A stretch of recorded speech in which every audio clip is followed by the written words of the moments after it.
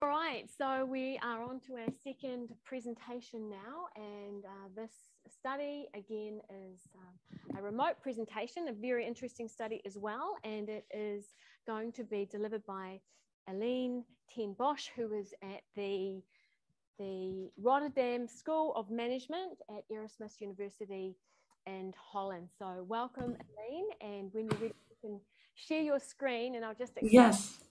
the rules once more. So you have 20 minutes, and then we will give Justin 5 minutes, and that will allow some time for questions at the end. So kia ora and welcome to the symposium. Perfect. Thank you so much. So thank you for having me. And well, first of all, good morning, I think, to you. So let me just quickly, yes, perfect. So so my name is Eline ten Bosch. I am a third year finance PhD candidate at the Rotterdam School of Management. And today I'm here to present my first paper that I've written together with Matthijs van Dijk and Dirk Schoenmaker. And it's called Do the SDGs Affect Sovereign Bond Spreads? So the United Nations Sustainable Development Goals were launched in 2015 to guide global sustainable development. And we see that the pressure on governments is actually increasing very rapidly, mainly also because the deadline of the goals is approaching very, very fast. Simultaneously, we see that investors actually demand more and more information about the sustainability risks of their sovereign bonds. For example, in 2020, investors actually filed a civil action suit against the Australian government, as they argued that, the Australian government failed to, disclose the material climate risks of their sovereign bonds. And also similarly, we've seen growing concerns about the deforestation of the rainforest in Brazil. And then also in 2020, we've seen that, I think even more than a dozen financial institutions actually united and demanded from the Brazil government to protect this ecosystem. So we believe that these developments actually can lead investors to, increasingly use the SDGs while they are assessing their sovereign bond portfolios. And that will, for us, raises the question, like, do we see this increase in, sustainability attention in sovereign bond spreads? So we believe that a lot of very important academic research has already been done on the relation between sustainability and sovereign bond spreads. However, to our knowledge, none of the existing literature actually focuses on the Sustainable Development Goals. And therefore, in this study, we use the SDGs as our proxy for the sustainability level of a country. So we believe that there are several advantages of using the SDGs. So first, there's 17 goals, and they range from no hunger, no poverty, to responsible production, life below water. So what happens is that these goals are interlinked. So governments can't just cherry pick one of these goals and say, I'm done. They can't fix the hunger in the country by irresponsible farming or by overfishing. So we believe that one of the main strengths of these SDGs is that they are interlinked and that governments have to reach all 17 of these goals. And then we come to the governments, and I think 198 governments actually pledged to reach these goals in 2030. And that actually means that the SDGs have a direct effect on the fiscal balance of governments. Because if you want to reach these goals, you have to invest in these goals. So they will have a direct influence on the fiscal balance of governments. In addition, people believe that the SDGs really are a transition towards sustainable development. And then finally, for us personally, because 198 countries pledged to reach these goals, we are actually able to include a broad range of low to high income countries in our analysis. So that leads us to our main hypothesis, which is that the SDG index of a country negatively impacts the sovereign bond spread. So how does it work?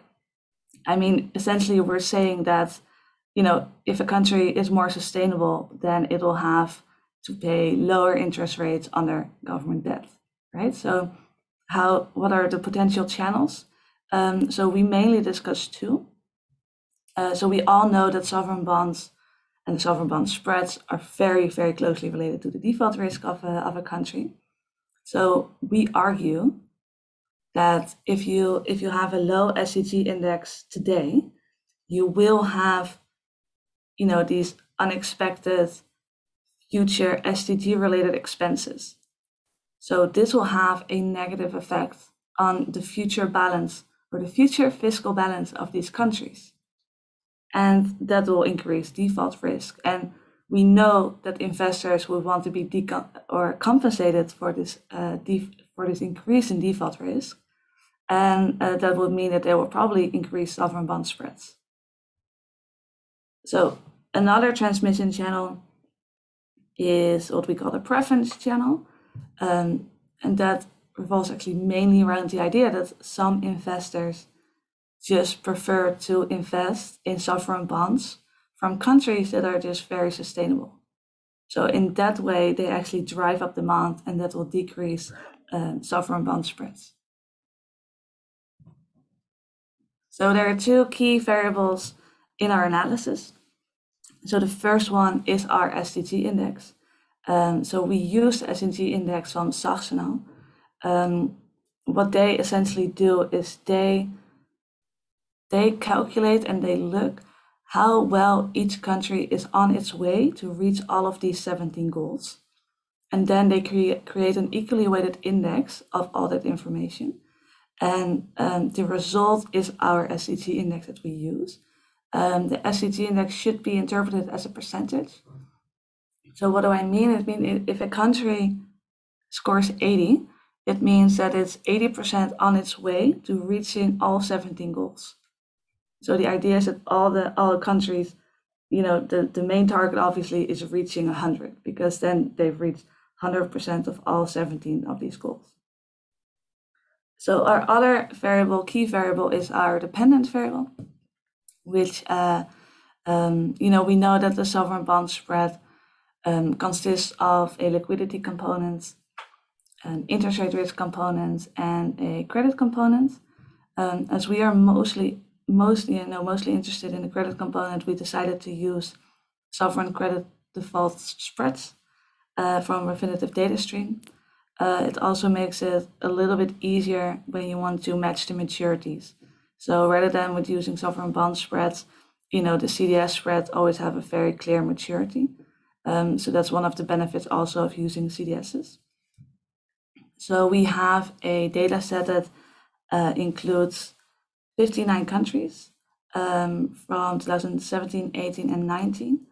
That's yearly data. So we have 3 observations per country. So I thought before we continue to result, I think it's good to have this visualization of, the relation between the SDG index and the CDS spread. So I present to you this scatter plot. On the horizontal axis, you have the SDG index. On the vertical axis, we have the SDG spread in basis points. What I did here, every data point is one country. So I took the average of the 3 years. So these are our 59 countries in our data set. So we can see here that there's a negative relation between the SDG index and our CDS spread. On average, countries with a lower SDG index have a higher CDS spread. Something that's actually the most important, I think, that I want you to take from this graph is that, if you look at the diamond-shaped points, those are all countries that are a member of the OECD. And this is something that we obviously already expected, but it's good to also have it then apparently in your data. It's obvious that, on average, wealthier countries have a very high SDG index and have a very low CDS spread. So for us, this was very important to, first of all, share immediately that we are aware of this problem, and it made us realize that we really, really have to work very hard in our model to make sure that whatever we capture with our SDG index is in fact sustainability and not, by accident, the wealth of a country. So because we have a time dimension and we have a cross-sectional dimension, we are able to use a panel model. So we decided to use the random effects model because that most efficiently uses the time dimension and the cross-sectional dimension. So what we did is we regressed our SDG index on our CDS spreads. In addition to the SDG index, we include a number of control variables, and we include the political risk variable and the GDP per capita. And the GDP per capita is our wealth variable. So what we see here is we find a significant negative relation between the SDG index and our CDS spreads. So we see that an increase in 1 standard deviation of the SDG index relates to a decrease of 17.4 basis points in the CDS spread of a country. So essentially that means that if countries or if governments invest in these SDGs, that in addition to all the ecological and social benefits, they might actually also benefit financially by a decrease in interest rates. This is something that we see in the first column. I'm sorry, so that's the first column. I think the second column is also very important because it's actually most important because what I mentioned before, just one slide ago, is that we see that very wealthy countries typically have very high SDG index levels. We also know that countries that are very, politically stable also have very high SDG index levels. So what we decided to do is we decided to orthogonalize our SDG index. So what does that mean? It means that we excluded or we removed actually all the variation from our SDG index. We removed all the variation that is indirectly caused by either political risk or GDP per capita. So we've removed all that variation, so we are left with a very, very strict, very naked SDG index. And what we did, we used that orthogonalized SDG index as our independent variable. So we redid our analysis, and the results can be seen in column 2. And this is something very interesting because, okay, so we are working with 59 countries, 3 years of data, and we just stripped our SDG index from all kinds of variation that is possibly due to wealth or political risk, and we still find a significant negative relation of 11.8 basis points. So we do see that the economic significance decreases, right, from 17.4 basis points to 11.8. But these results actually indicate or suggest that our baseline results, which are in column 1, are not completely driven by political risk and wealth, because otherwise the coefficients of the orthogonalized SDG index should be very close to 0. In addition, it alleviates part of the reverse causality concern that we have, is that wealthier countries just on average have more money to reach these goals. So these are our strictest model, which still gives us a significant negative relation. So then we continued our analysis and we thought, okay, sustainability is mostly seen as something that's long-term, something that is going to happen in the future. If you think, for example, the deadlines for the SDGs are in 2030. As Patricia also said, the EU carbon neutrality pledge is in 2050. The deadline is 2050. So a lot of things are long-term. So we argued, okay, do we then see a stronger relation between the SDG index and long-term or longer maturity CDS spreads? And this is something that we did in our second analysis, that we changed, how do you say that? Yeah, we changed our dependent variable. So 5 year is our baseline variable or baseline independent variable. And then we use different maturity spreads as our independent our dependent variable. And then you can actually see here that not only does the statistical significant increase, but also the economic significant increases when you go to longer maturity spreads.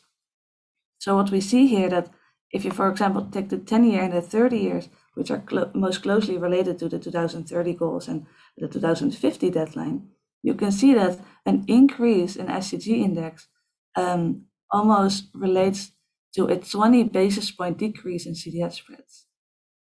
And these results then indicate that it seems that investors price sustainability more on a longer term maturity. So then we started to ask ourselves, okay, but how? How do the SDGs actually affect sovereign bond spreads? And I already mentioned it in the beginning of the presentation. We argue that if you have a low SDG index today, then you will have future expenses. So it will affect your future fiscal balance. So traditionally, a negative future fiscal balance would increase your CDS spread.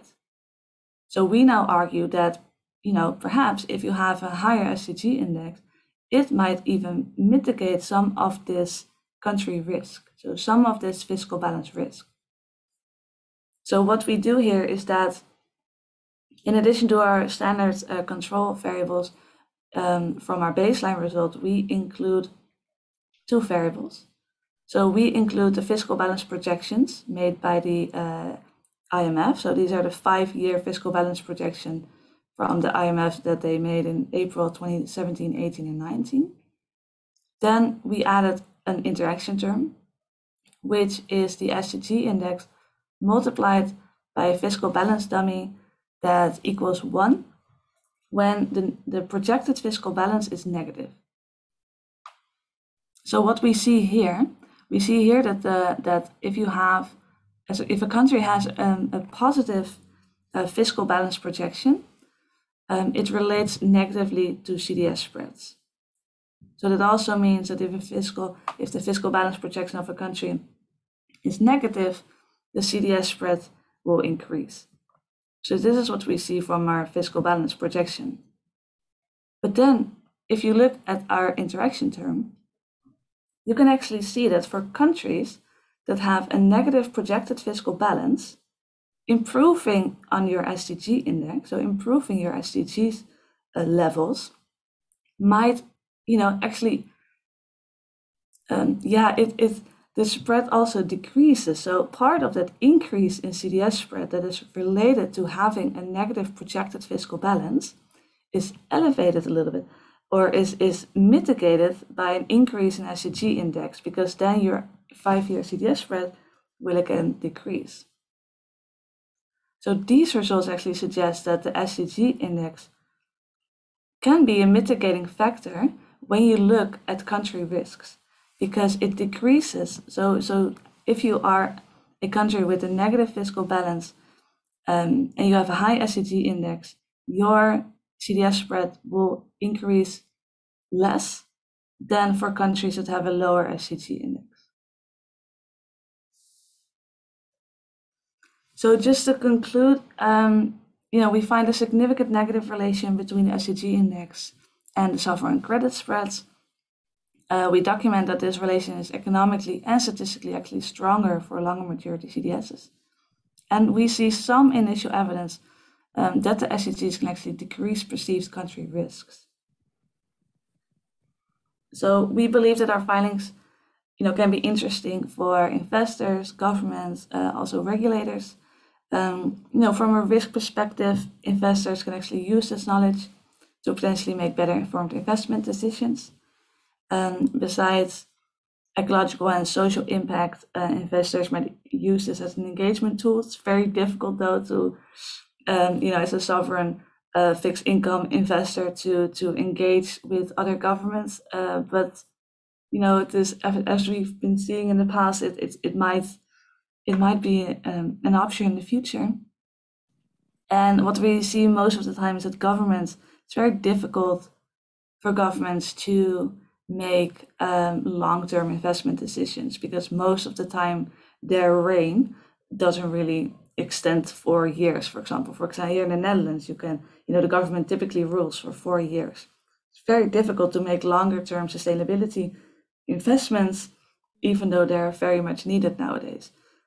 So we argue that governments may actually use our evidence to potentially make a case for such long-term sustainability investments. So that was actually my presentation. I'm not sure how I'm doing on time, but I hope I managed. Wonderful. Thank you. Let's thank her. Thank you. Very, very interesting, and you've unshared your screen, which is fantastic. So it's my pleasure now to welcome Dr. Tahir Silman. So Tahir is a member of the academic staff here at the Department of Accountancy and Finance, and he is going to discuss your presentation for 5 minutes, and then there will be an opportunity for people to ask questions. So thank you so much, Tahir. We appreciate your contribution today. Thank you, Helen.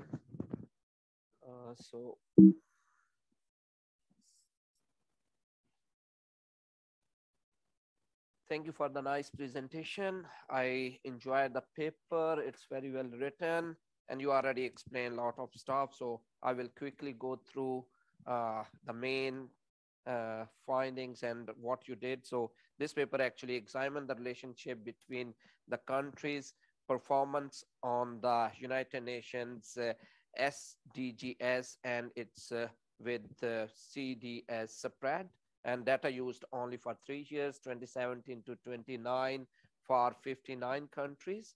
And they actually used the SDGs index from Chess et al. 2020.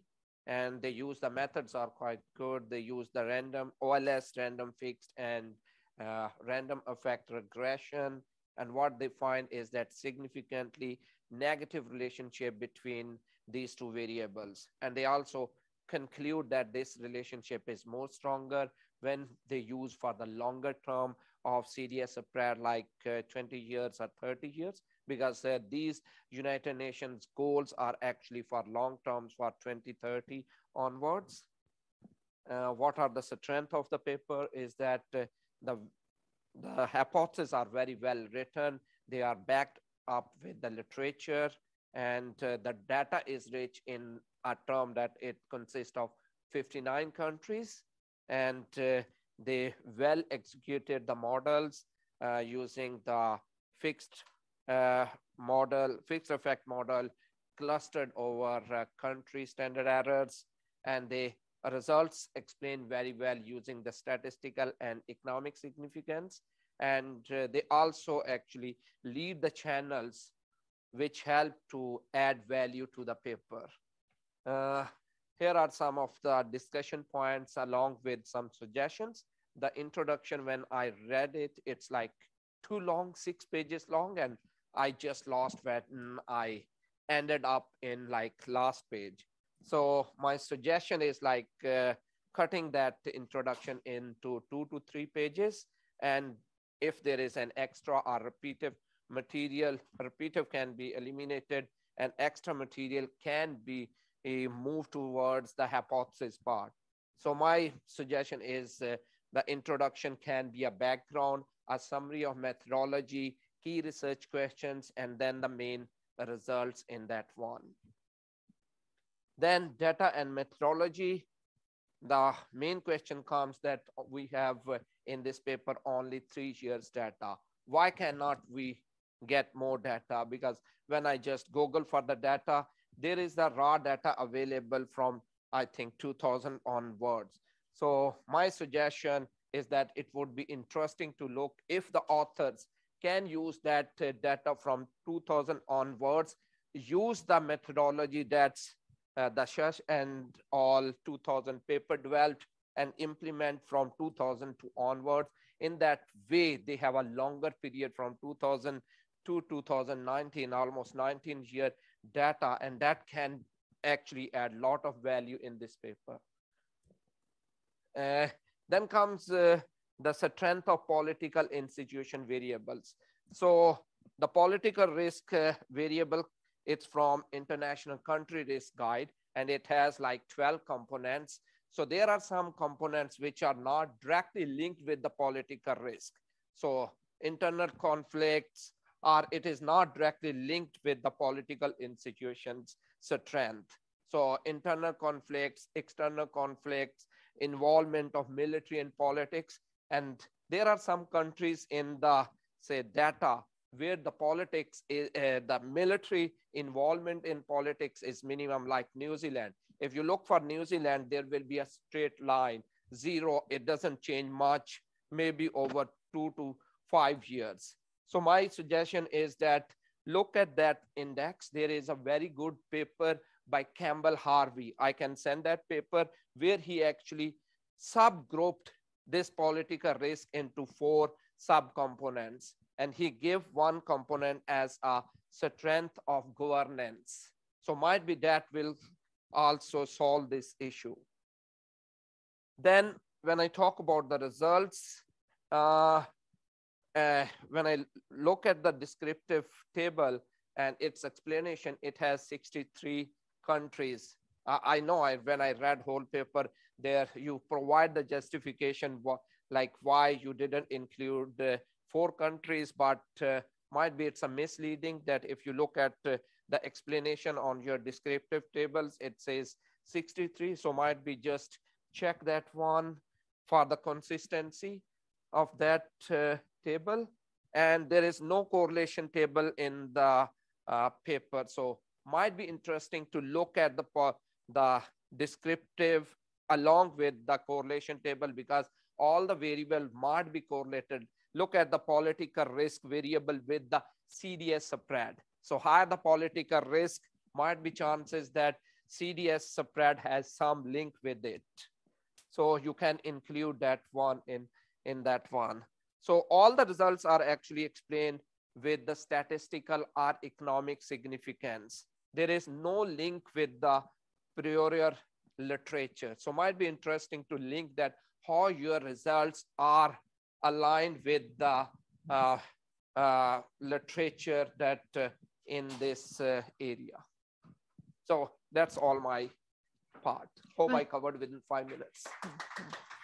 Kia ora te hear. It's a very thorough discussion. Would you like to respond at all, Eline? Yes. Well, first of all, thank you so much. Really, thank you a lot. You are, I think, the second person to have read this paper besides us 3 who wrote it. So I highly value your discussion points completely. Yeah. Okay. So thank you for letting me know that the introduction is a bit too long. Yeah, we're still in the rewriting process, so that is very good feedback. I only used 3 years of data.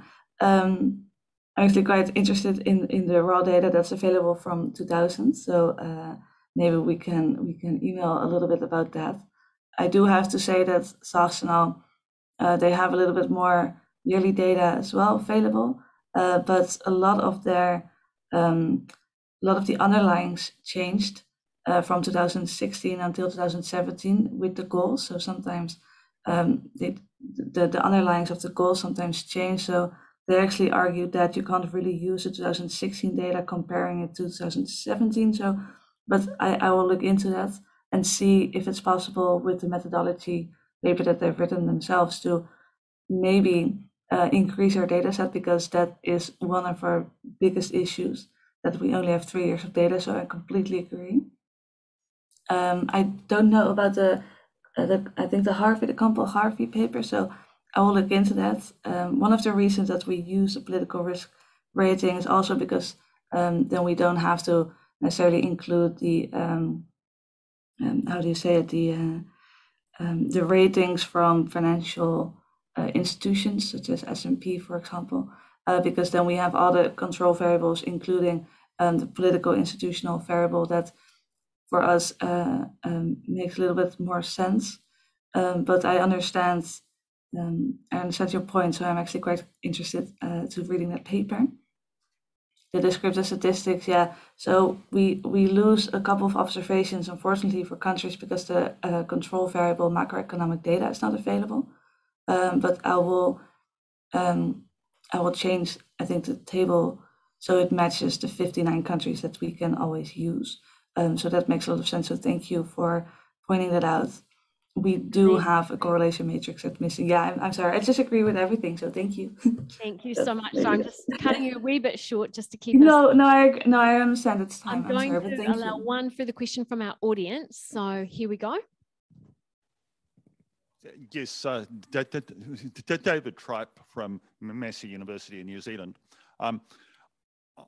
When I started looking at the results you were talking about, I thought there's an obvious point missing in terms of country risk ratings as per credit rating agencies.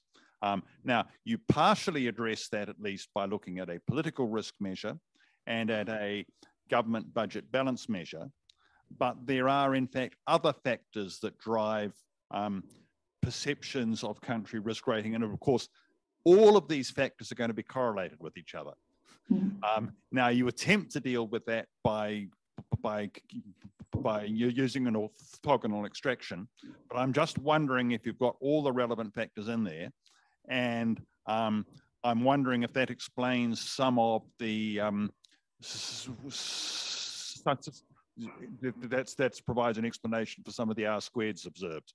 To what extent are the SDG factors getting lost in other variables which may be already reflected or which may not be reflected, and are the variables that in fact impacting spreads which are in fact missing? All right, thank you, David. So on that note, Eline, I'll leave you with that, and maybe David can communicate via email. Follow up with Professor David Tripe from Massey University. So thank you so much. If everyone can give everyone a round of applause one more time.